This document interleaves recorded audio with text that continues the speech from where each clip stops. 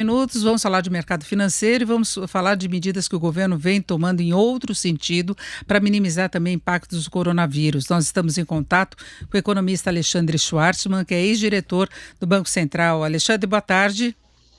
Boa tarde, Denise. Bom, Alexandre, nós tivemos hoje algumas iniciativas no sentido de assegurar liquidez e uma certa proteção do sistema financeiro. A redução do compulsório de recursos a prazo de 25% para 17% a alíquota é o dinheiro que tem que ficar retido, que não pode ser trabalhado aí pelos bancos, mas isso representa a liberação de 68 bilhões de reais. E aí o Conselho Monetário aprovou a medida que autoriza as instituições a captarem com garantia do Fundo Garantidor de Crédito. Eu queria saber como é que você vê essas iniciativas do ponto de vista de sistema financeiro. Eu acho que colabora, Denise. A mais importante delas aqui, na minha opinião, quer dizer, na verdade ainda está sob estudo, ela não foi implementada, mas eles anunciaram que parece estar avançada, que é a questão de possibilitar que bancos captem por meio de letras financeiras que representam securitização de empréstimo. Pelo nome todo parece complicado, mas a ideia é relativamente simples. Eles vão permitir que bancos que têm uma certa carteira de empréstimos que fazem, a empresas principalmente, que eles possam pegar esses empréstimos e emitir como contrapartida desses empréstimos um instrumento de captação, letras financeiras. E o Banco Central vai poder formar um veículo de propósitos especiais que pode comprar isso. Ou seja, isso vai permitir que, indiretamente, o Banco Central financie parte desses empréstimos, né? Hoje, inclusive do ponto de vista de restrição legal, o Banco Central não pode emprestar diretamente para empresas, né? O Banco Central não tem um instrumento para cuidar disso. Então, isso vai permitir que, de alguma forma, o Banco Central canalize recursos que vão acabar financiando empresas, obviamente sempre por meio dos bancos. Não tem como evitar essa intermediação, porque do ponto de vista legal não é permitido, mas são medidas que vão no sentido de tentar garantir um fluxo de recursos para empresas que vão passar um período muito complicado pela frente, a gente não sabe quanto tempo vai durar essa pandemia, quanto tempo vai durar a quarentena que o país está submetido, mas a gente sabe que enquanto isso acontecer, níveis de produção, níveis de venda vão ser muito baixos e as empresas vão precisar de liquidez. Então, acho que faz parte do que é necessário fazer. Não vai, obviamente, resolver todos os problemas. O problema básico, na verdade, é como é que você para a infecção para que as pessoas possam voltar à sua vida normal. Nenhum banco central no mundo vai ter o poder de fazer isso, mas ajuda em algum sentido. Agora, a parte mais complicada nessa perna em particular, obviamente você pode dar os instrumentos para os bancos. Se os bancos vão usar, é um outro problema. Agora, Alexandre, a gente percebe que essas medidas não conseguiram acalmar o mercado. É certo que o mercado brasileiro está acompanhando um movimento mais negativo também no exterior, já que o mundo todo tenta barrar o avanço do coronavírus e não tem conseguido muito sucesso. Na Europa, situação grave, Estados Unidos também. Nós temos agora o dólar em alta de 1,64%, está em R$ 5,11, Bolsa de Valores cai mais de 4%. Então, não é esse tipo de medida que vai trazer tranquilidade, né? São coisas diferentes, né, Denise? Assim, você tem mercado financeiro, que é um bicho extraordinariamente nervoso e vai reagir exatamente esse tipo de coisa que você está falando lá.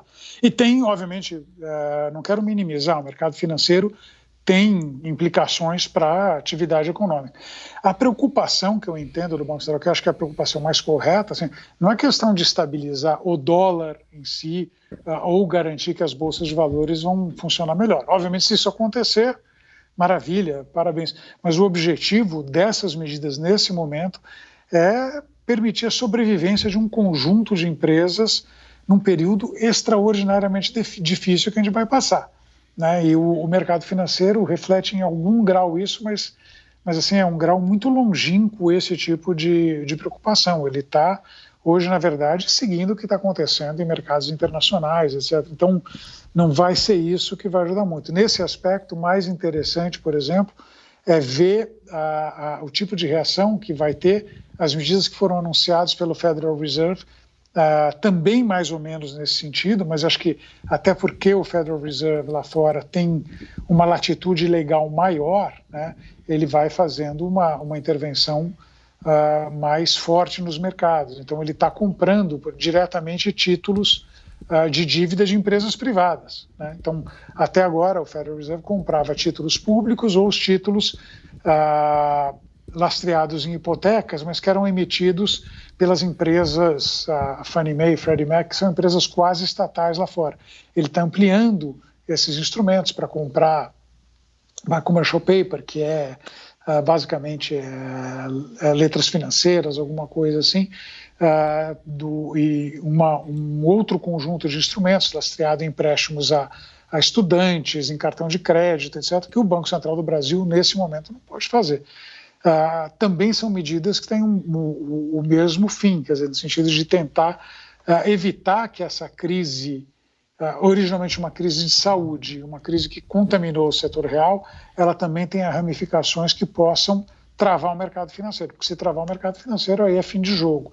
Então, o mercado financeiro precisa de crédito, muito mais do que a questão de dólar, bolsa, não acho que não é o ponto mais importante nesse exato momento. O importante agora é garantir que empresas consigam ultrapassar esse período.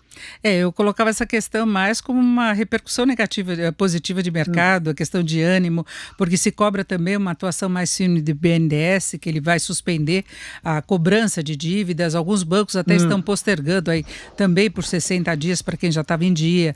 Tem uma série de iniciativas porque é preciso ter sensibilidade no momento atual. Então, quem tem fôlego colabora com aquele que não tem, né? Então, o sistema financeiro vai ajudando. Algumas empresas também estão adiando o pagamento de crediário, uma série de coisas. Agora, BNDES pode ter mais atuação, Alexandre, para nós fecharmos. Você acha que o governo deveria tomar medidas mais ousadas, deixando um pouco de lado preocupação com a inflação, preocupação total com o ajuste fiscal, para jogar dinheiro mesmo na economia? Acredito que sim, Denise. Primeiro porque acho que não vejo a inflação exatamente como um problema. Acho que a perspectiva é que a gente tem inflação baixa.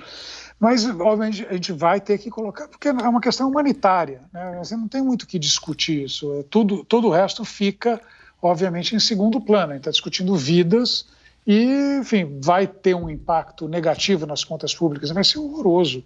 Eu estou trabalhando nesses números. A gente estava com uma relação de dívida-PIB de 80. A gente vai sair desta brincadeira com uma relação de dívida-PIB muito maior. Está errado fazer? Não, alguém tem que fazer, porque, enfim, você não vai deixar as pessoas morrerem, você não vai deixar as pessoas morrerem de fome, você vai ter que tomar atitudes a esse respeito.